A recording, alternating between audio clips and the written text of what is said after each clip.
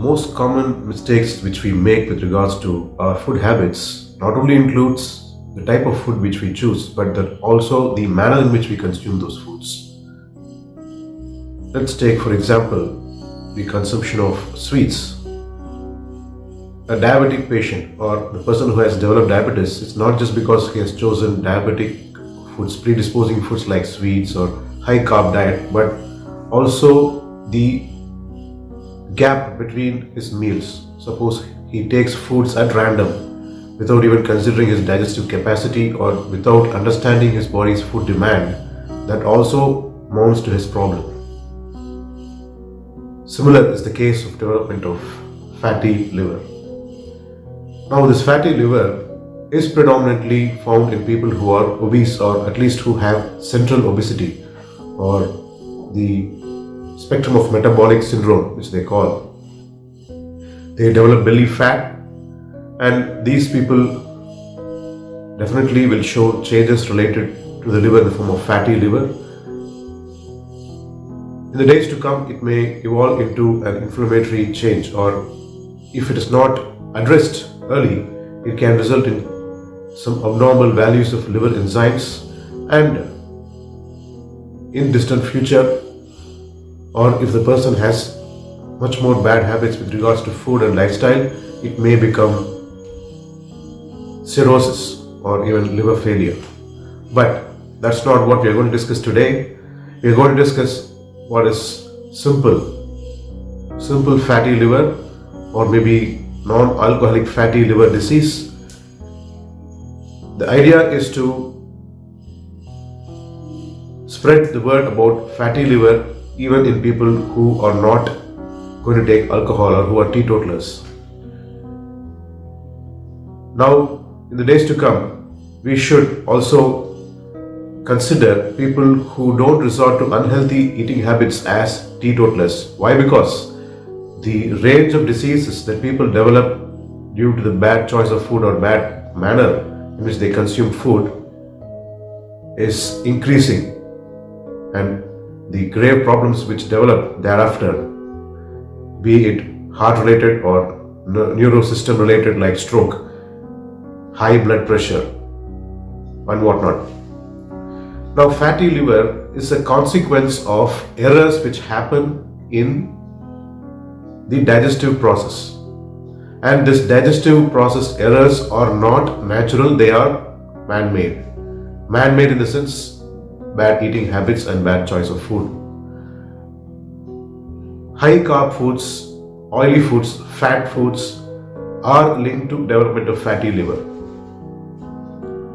But at the same time, even lean people, it's not just obese people who develop fatty liver, even lean people, maybe the statistical data will show the percentage of lean subjects suffering from fatty liver may be less, but they also can develop fatty liver. So the problem has to be understood as a digestive process error which happens after food crosses the stomach level digestion or the intestine level digestion. In fact, Ayurvedically speaking, the error starts from the absorption process in the small intestine and it spreads as far as the liver, where the liver also takes part in converting the food essence into tissue specific nutrients in the form of proteins or different fats or whatever we would have learned in our childhood as the functions of liver. And remember, we also know that the liver is taking up the process of detoxification. It helps in metabolism of the medicines which we take. So even medicines can result in such a condition if errors in digestion process happens in the track between the intestine and the liver itself.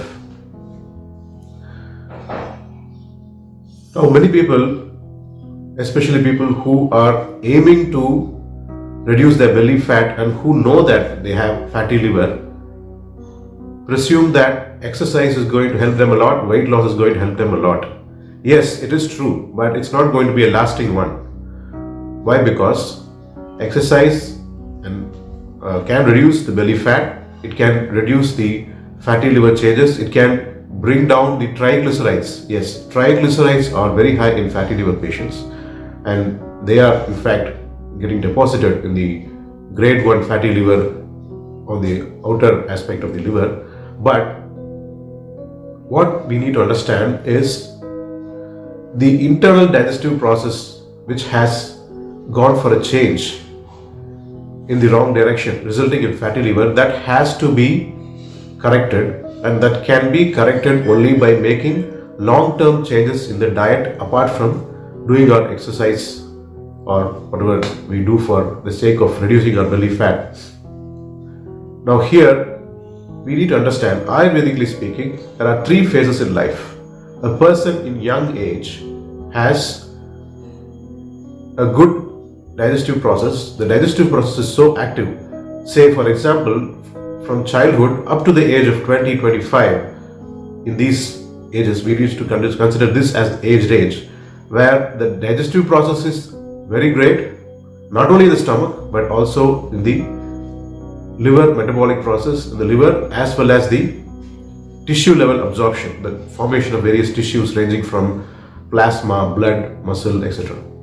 So here the body can digest well. The person will also be very active during this growth age, and hence the body tries to assimilate and complete the maximum possible growth range of the person. But in the next stage, when the person enters his middle age, not only the person's activity comes to a lesser grade, the person is not so active in this category who develop fatty liver and metabolic syndrome, etc.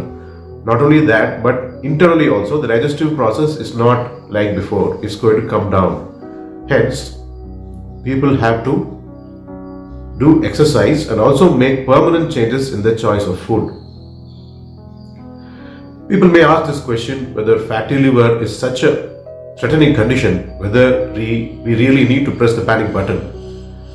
Not really, but it is a definite indication of changes which are happening inside the body.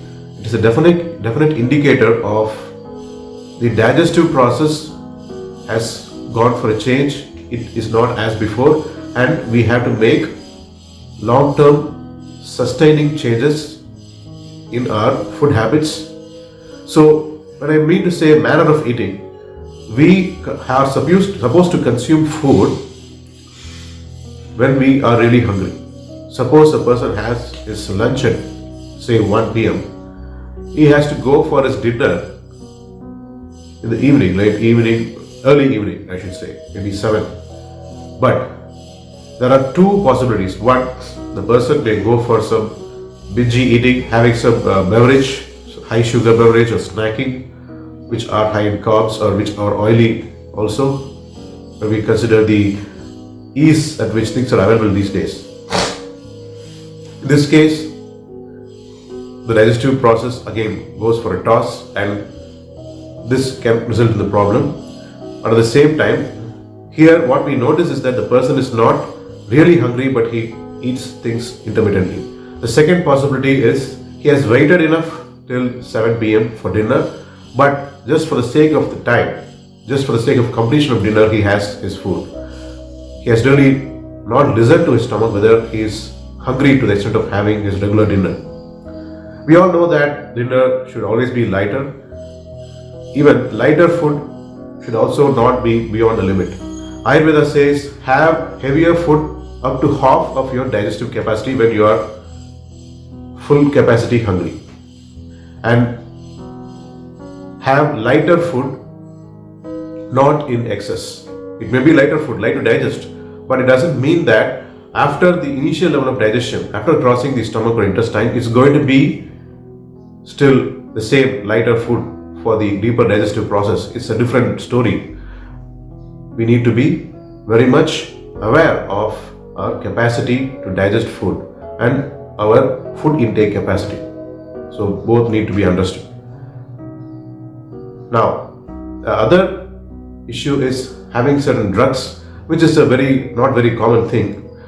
And fatty liver, hence, it is not exactly like diabetes. In fact, Fatty liver comes with people who are having this metabolic syndrome or pre-diabetic stage, but at the same time, it has